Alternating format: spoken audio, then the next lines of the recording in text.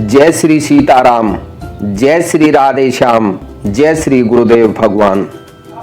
पिता का आशीर्वाद।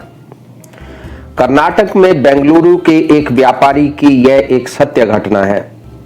जब मृत्यु का समय निकट आया तो पिता ने अपने इकलौते पुत्र धनपाल को बुलाकर समझाते हुए कहा कि बेटा, मेरे पास धन संपत्ति नहीं है कि मैं तुम्हें विरासत में दे सकूं, पर मैंने जीवन भर सच्चाई, ईमानदारी व प्रामाणिकता के काम किया है। मेरे पास आशीर्वाद के सिवा तुम्हें देने के लिए और कुछ भी नहीं है, इसलिए मैं तुम्हें आज आशीर्वाद देता हूं। तुम जीवन में बहुत सुखी रहोगे और धूल को भी हाथ लगाओगे तो वह सोना बन जाएगी। बेटे ने सिर झुकाकर पिता के पैर छुए।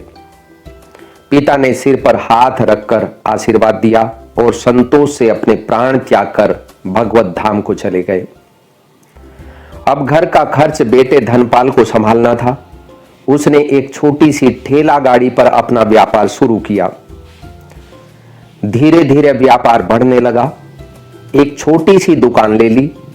व्यापार और बढ़ा। अब नगर के संपन्न लोगों में उसकी गिनती होने लगी थी। उसको विश्वास था कि यह सब मेरे पिता के आशीर्वाद का ही फल है, क्योंकि उन्होंने जीवन में दुख उठाया पर कभी धैर्य नहीं छोड़ा, श्रद्धा नहीं छोड़ी, प्रामाणिकता नहीं छोड़ी। इसलिए उनकी वाणी में बल था। इसीलिए उनके आशीर्वाद फलीभूत हुए और मैं सुखी हुआ। उसके मुंह से बार बार यही बात निकलती थी। एक दिन एक मित्र ने पूछा, तुम्हारे पिता में इतना बल था तो वह स्वयं संपन्न क्यों नहीं हुए, सुखी क्यों नहीं हुए? धर्मपाल ने कहा, मैं पिता की ताकत की बात नहीं कह रहा हूं, मैं उनके आशीर्वाद की ताकत की बात कर रहा हूं। इस प्रकार वह बार बार अपने पिता के आशीर्वाद की बात करता तो लोगों ने उसका नाम ही रख दिया बाप का आशीर्वाद। धर्मपाल को इससे बुरा नहीं लगता। वह कहता कि मैं अपने पिता के आशीर्वाद के काबिल निकलूं, यही चाहता हूं। ऐसा करते हुए कई साल बीत गए। वह विदेशों में भी व्यापार करने लगा। जहां भी व्यापार करता उससे बहुत लाभ होता। एक बार उसके मन में आया कि मुझे लाभ ही लाभ होता है तो मैं एक बार नुकसान का अनुभव क्यों ना करूं। उसने अपने एक मित्र से पूछा कि ऐसा व्यापार बताओ जिसमें मुझे नुकसान हो। मित्र को लगा कि इसको अपनी सफलता का और पैसों का घमंड आ गया है। इसका घमंड दूर करने के लिए इसको ऐसा धंधा बताऊं कि इसको नुकसान ही नुकसान हो। उसने उसको बताया कि तुम भारत में लौंग खरीदो और जहाज में भरकर अफ्रीका के जंजीबार में जाकर बेचो। धर्मपाल को यह बात ठीक लगी। जंजीबार तो लौंग का ही देश है। वहां से लौंग भारत में लाते हैं और यहां 10-12 गुना भाव पर बेचते हैं। भारत में खरीद करके जंजीबार में बेचे तो साफ नुकसान दिखाई दे रहा था, परंतु धर्मपाल ने तय किया कि मैं भारत में लौंग खरीद कर जंजीबार खुद लेकर जाऊंगा, देखूंगा कि पिता के आशीर्वाद कितना साथ देते हैं। नुकसान का अनुभव लेने के लिए उसने भारत में लौंग खरीदी और जहाज में भरकर खुद उनके साथ जंजीबार द्वीप पहुंचा। जंजीबार में सुल्तान का राज्य था। धर्मपाल जहाज से उतरकर लंबे रेतीले रास्ते पर जा रहा था, वहां के व्यापारियों से मिलने के लिए। उसे सामने से सुल्तान जैसा व्यक्ति पैदल सिपाहियों के साथ आता हुआ दिखाई दिया। उसने किसी से पूछा कि यह व्यक्ति कौन है। उन्होंने कहा कि यह सुल्तान है। सुल्तान ने उसको सामने से देखकर उसका परिचय पूछा। उसने कहा, मैं भारत के गुजरात के खंबात का व्यापारी हूं और यहां पर व्यापार करने के लिए आया हूं। सुल्तान ने उसको व्यापारी समझकर उसका आदर किया और उससे बात करने लगे। धर्मपाल ने देखा कि सुल्तान के साथ सैकड़ों सिपाही हैं, परंतु उनके हाथ में तलवार, बंदूक आदि कुछ भी ना होकर बड़ी बड़ी छलनियां हैं। उसको आश्चर्य हुआ। उसने विनम्रता पूर्वक सुल्तान से पूछा, आपके सैनिक इतनी छलनी लेकर क्यों जा रहे हैं और कहां जा रहे हैं? सुल्तान ने हंसकर कहा, बात यह है कि आज सवेरे मैं समुद्र तट पर घूमने आया था, तब मेरी अंगुली में से एक अंगूठी यहां कहीं निकलकर गिर गई। अब रेत में अंगूठी कहां गिरी पता नहीं, तो इसलिए मैं इन सैनिकों को साथ लेकर आया हूं। यह रेत छानकर मेरी अंगूठी उसमें तलाश करेंगे।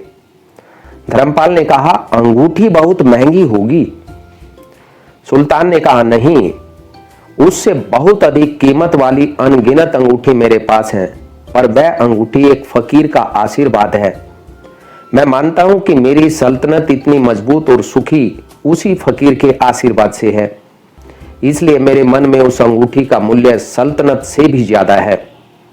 इतना कहकर के सुल्तान ने फिर पूछा, बोलो सेठ, इस बार आप क्या माल लेकर के आए हो? धर्मपाल ने कहा कि लौंग।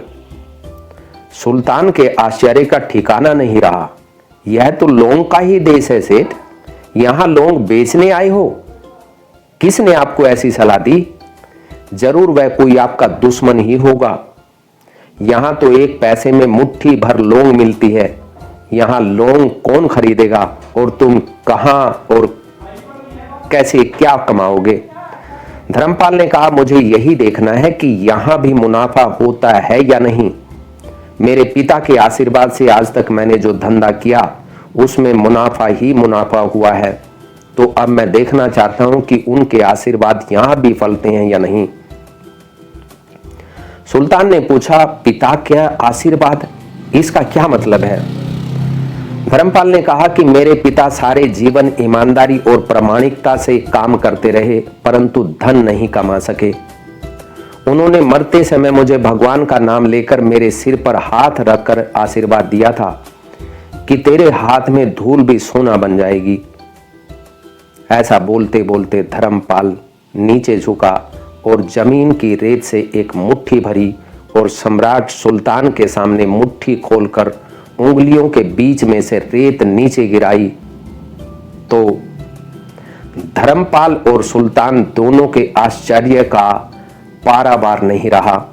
उसके हाथ में एक हीरे जड़ित अंगूठी थी। यह वही सुल्तान की गुम हुई अंगूठी थी। अंगूठी देखकर सुल्तान बहुत प्रसन्न हुआ। बोला, वाह, खुदा आपकी करामात का पार नहीं, आप पिता के आशीर्वाद को सच्चा करते हो। धर्मपाल ने कहा, फकीर के आशीर्वाद को भी वही परमात्मा सच्चा करता है। सुल्तान और खुश हुआ, धर्मपाल को गले लगाया और कहा, मांग सेठ, आज तू जो मांगेगा मैं दूंगा। धर्मपाल ने कहा कि आप 100 वर्ष तक जीवित रहो और प्रजा का अच्छी तरह से पालन करो, प्रजा सुखी रहे, इसके अलावा मुझे कुछ नहीं चाहिए। सुल्तान और अधिक प्रसन्न हो गया। उसने कहा, सेठ, तुम्हारा सारा माल मैं आज खरीदता हूं और तुम्हारी मुंह मांगी कीमत दूंगा। पिता का आशीर्वाद हो तो दुनिया की कोई ताकत कहीं भी तुम्हें पराजित नहीं होने देगी। पिता और माता की सेवा का फल निश्चित रूप से मिलता है, आशीर्वाद जैसी और कोई संपत्ति नहीं। बालक के मन को जानने वाली माँ और भविष्य को संवारने वाले पिता, यही दुनिया के 2 महान ज्योतिषी हैं। अपने बुजुर्गों का सम्मान करें, यही भगवान की सबसे बड़ी सेवा है। आपको यह कहानी कैसी लगी कमेंट करके बताएं, और वीडियो अच्छी लगी हो तो चैनल को सब्सक्राइब करें और ज़्यादा से ज़्यादा शेयर करना कतई ना भूलें। जय श्री सीताराम, जय श्री राधे श्याम।